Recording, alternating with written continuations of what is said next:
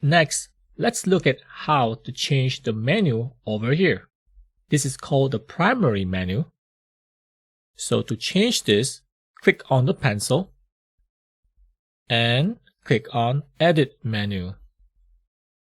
Here, you could add another item on the menu. Click on Add Items, and these are the pages or items that you could add.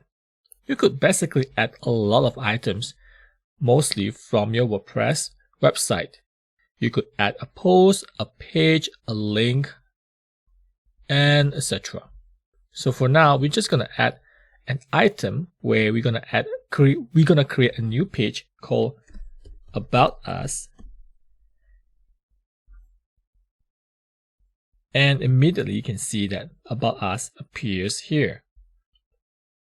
So what we're gonna do is we're going to rearrange this About Us to move it on top here, and you can see immediately it appears here.